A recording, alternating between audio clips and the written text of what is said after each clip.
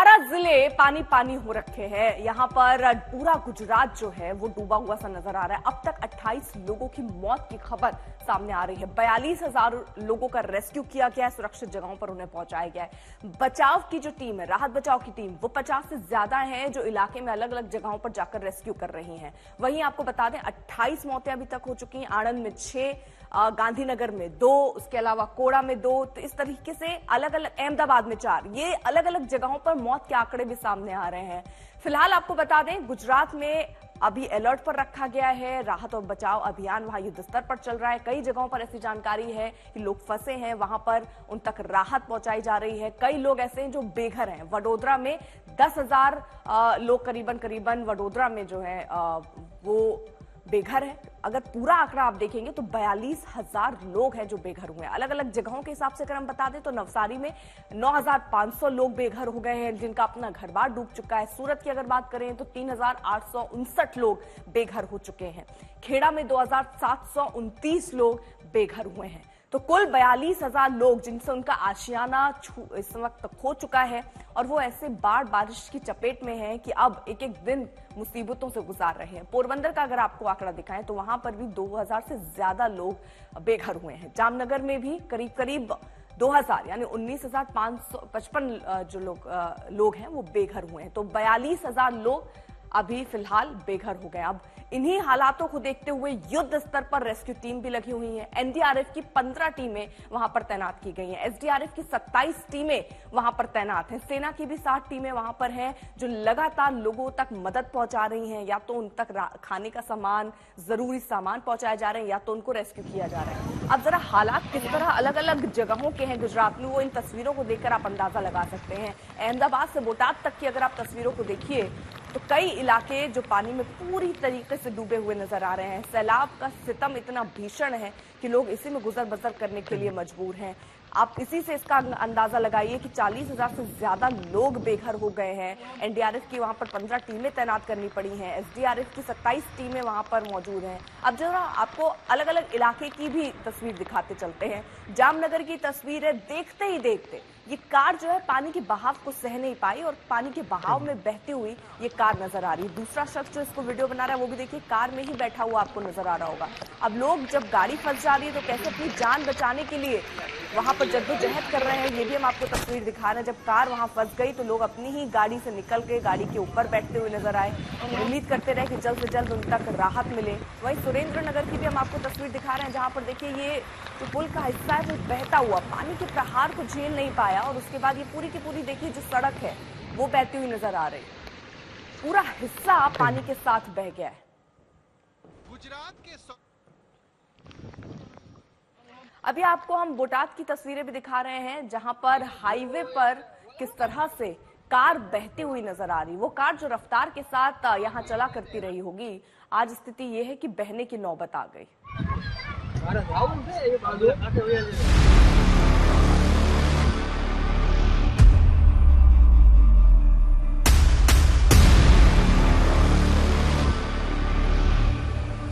शहर में सैलाब है या सैलाब में बसा शहर, हर तरफ पानी ही पानी है। न रास्ते का पता न सड़कों का। आसमान से न चौड़ी चौड़ी सड़कें दिख रही हैं, न ही फ्लाईओवर, बस पानी ही पानी और गगनचुंबी इमारतें।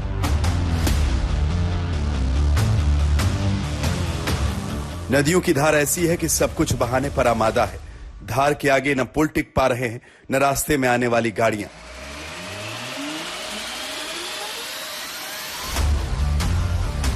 सड़कों पर भी नदी उतर आई। ऐसे में जरा भी हिमाकत की तो जान का खतरा है। सड़कें डूबी हुई हैं, रास्ते का पता नहीं।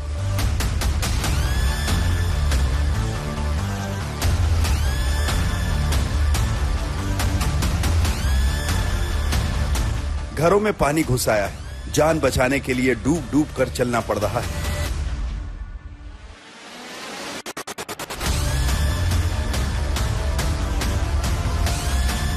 सड़कों पर नाव है तो आसमान में हेलीकॉप्टर।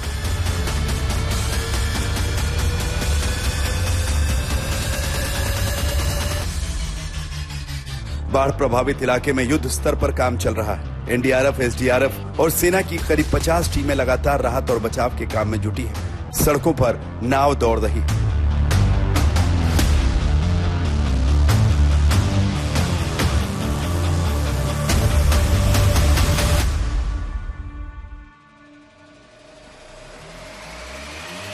गुजरात के कई शहरों का यही हाल है। सबसे ज्यादा तबाही सौराष्ट्र के शहर वडोदरा, जामनगर, द्वारका और कच्छ की है। यहाँ रेड अलर्ट है। लगातार बारिश हो रही है और अगले 5 दिनों तक राहत नहीं मिलने वाली।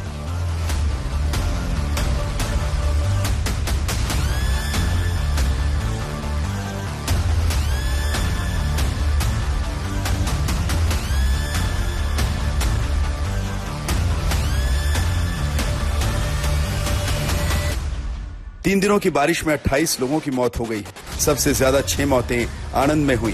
अहमदाबाद में 4, गांधीनगर में 3 लोगों की जान चली गई।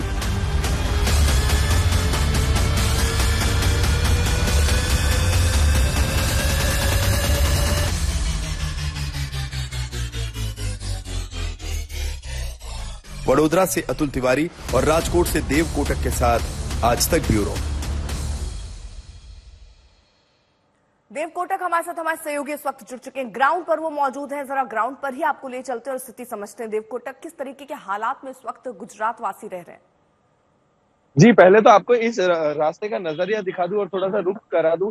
ये राजकोट शहर के बीचों बीच का नजरिया है। रेसकोर्स जो सबसे पॉश और एलीट इलाका माना जाता है, यहाँ पर बहुत बड़ा मेला लगने वाला था, लेकिन बारिश के चलते उसे कैंसिल कर दिया गया। ये आज 5वें दिन के बाद फिर भी ये हाल है। तो कहीं ना कहीं आप देख पा रहे होंगे कि जो म्यूनिसिपल कॉर्पोरेशन है वो भी बहुत ही लाचार और बेबस है। आज अगर आपको बताया, आज 5वां दिन है, जैसे कि मैंने बताया, बारिश का नॉन स्टॉप। आज भी यहाँ पर स्कूलें बंद कर दी गई है। जो जिला प्रशासन है उन्होंने साफ तौर पर कहा है कि स्कूल की कोई जल्दी ना करे और कॉलेज भी बंद कर दिए गए हैं। यहाँ पर लोगों को किस दिक्कतों का सामना करना पड़ रहा है आप देख पा रहे हैं कि इसमें, जैसे मैंने कल भी बात की थी मेरे रिपोर्ट में वेहिकुलर डैमेज की, इसमें हर साल व्हीकल्स बहुत बुरी तरह डैमेज हो जाते हैं और साफ तौर पर इंजन में भी पानी चले जाता है। यहाँ पर राजकोट में मैं खड़ा हूँ, यहाँ से 10 मिनट की दूरी पर इंडियन आर्मी के मद्रास सैपर्स रेजिमेंट को भी तैनात कर दिया गया है, क्योंकि आज का दिन भी रेड अलर्ट घोषित किया गया है।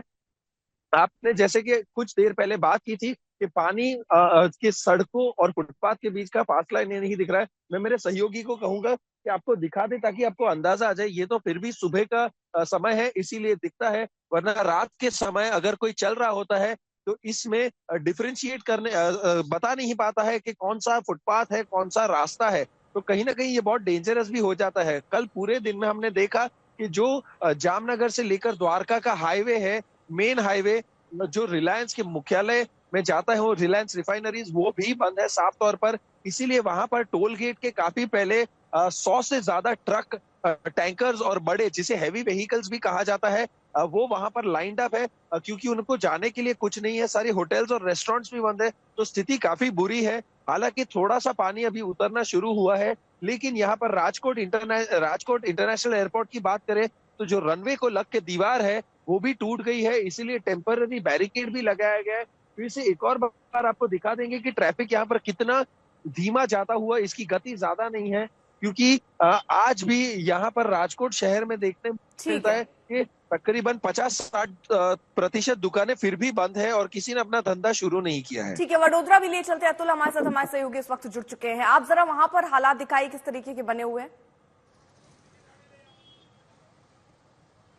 देखिए, बीते 2 दिनों की बात की जाए तो पूरा जनजीवन अस्त व्यस्त है। अभी भी मेरे पीछे की तरफ के दृश्य आप देख सकते हैं। मेरे सहयोगी साजिद जी को मैं बताऊंगा कि आपको दृश्य दिखाएंगे, क्योंकि अभी भी घुटने से लेकर कमर तक का पानी अलग अलग इलाकों में भरा हुआ है। विश्वामित्री नदी में जिस प्रकार से जलस्तर 35 फीट के ऊपर से जा रहा था, वो अब धीरे धीरे घटकर लगभग 32 फीट के आसपास हो चुका है। लेकिन अभी भी कई ऐसे इलाके हैं जहां पे जल भराव की स्थिति अभी भी इसी प्रकार से देखी भी जा रही है। लोग अपने घरों में से पानी उलेचने को मजबूर हो गए हैं। चारों तरफ सिर्फ कीचड़ का मंजर यहाँ पे दिखाई भी पड़ रहा है। कहाँ पे इतने दिनों से रहे, किस प्रकार से अपना जीवन आपने चलाया है, क्योंकि आपके घर में कितना भरा? मेरे घर में 9 फीट पानी था। कहाँ पे आप जाके रुके थे? कोई मदद करने आया कि कोई मदद, कोई भी सर गवर्नमेंट सुविधा हमको नहीं मिली। ना तो कॉर्पोरेशन आई, ना एनटीआर की टीम आई, ना फायर ब्रिगेड आया, ना कोई पुलिस वाला देखने आया, ना कोई मंत्री, ना कोई कलेक्टर आया, ना कोई ऑपरेटर आया। कहाँ पे खाना पीना खा रहे थे, किस प्रकार से जी रहे थे? भूखे सोए हैं सर 4 दिन। अच्छा, घर की अंदर की क्या परिस्थिति है, क्योंकि आप बता रहे हैं 8 फीट पानी। अंदर से मेरा पल्ला तोड़ के और मेरा पूरा सामान उठा ले गए, चोरी कर ले गए। तो चोरियां भी हुई हैं, क्योंकि लगभग 8 फीट जैसा पानी इस मकान में भरा था, यानी कि आप समझ सकते हैं कि पूरा दरवाजे से ऊपर तक का जो जल भराव की स्थिति थी वो इन मकानों में थी। 8 से 10 फीट पानी, जो कि मैं लगातार बीते 2 दिन से कहता भी आ रहा हूं। और बड़ौदा की अगर बात करें तो अंदर, यानी कि अकोटा की बात करें या जिस इलाके में कारेली बाग में मैं मौजूद हूं, यहाँ तक पहुंच पाना मुश्किल था। लोगों का जो घर का सामान है वो बिखरा हुआ है, गंदगी ही गंदगी चारों तरफ देखी जा रही है। और इसी गंदगी से बड़ौदा को मुक्त करने के लिए अहमदाबाद म्युनिसिपल कॉर्पोरेशन के जो कर्मचारी हैं उनको भी यहाँ पे अब भेजा गया है। अब अंदर की तरफ की स्थिति भी मैं कहूंगा साजिद आलम जी को आपको बताएंगे कि अंदर जो रोड की अंदर जो अलग अलग मकान आए हुए हैं जिसमें लोग रहते हैं, जहां पे 3 से 4 दिन के बाद अब लोग अपने मकानों में वापस भी आ रहे हैं। लेकिन घरों के अंदर की अभी भी परिस्थितियां क्या है, अंदर सामान बिखरा हुआ है, चारों तरफ सिर्फ गंदगी का मंजर है, नीचे की तरफ जो भी सामान है उसको ढूंढ पाना भी मुश्किल है। और पूरी गली में भी आप देख सकते हैं कि लोग अपने घरों में से पानी उलेच रहे हैं, कोशिश यही कर रहे हैं कि कैसे भी करके जो जनजीवन है उसे स्थिर किया जाए। लेकिन फिलहाल जो परिस्थितियां हैं वो हो सकता है आने वाले 24 घंटों तक अभी भी इस प्रकार की रहे। बड़े अलग अलग अगर वडोदरा के मार्गों की भी अगर बात की जाए तो जो जलभराव की स्थिति बीते 2 दिन से देखी जा रही थी वो कहीं ना कहीं अब कम हो गई है। और कई सारी सेवाभावी जो लोग हैं वो भी अलग अलग इलाकों में पहुंच रहे हैं, फल फ्रूट का वितरण भी कर रहे हैं। और इसी प्रकार से जनजीवन लोगों का फिलहाल चल रहा है। सरकार की तरफ से जो भी कोई मदद की गई हो, चाहे एसडीआरएफ हो, एनडीआरएफ हो या हवाई तरीके से किसी को रेस्क्यू किया गया हो, कहीं खाना पीना पहुंचाया गया हो, लेकिन फिर भी बड़ी संख्या में लोग कह रहे हैं कि उनको मदद नहीं मिली है। लोगों ने एक दूसरे को खुद मदद की है। और कल भी हमने यही देखा था, ऋषिकेश पटेल जो कि आरोग्य मंत्री हैं, उन्होंने भी डंपर के माध्यम से पूरे शहर में उनको जाना पड़ा था। यानी कि हम परिस्थिति समझ सकते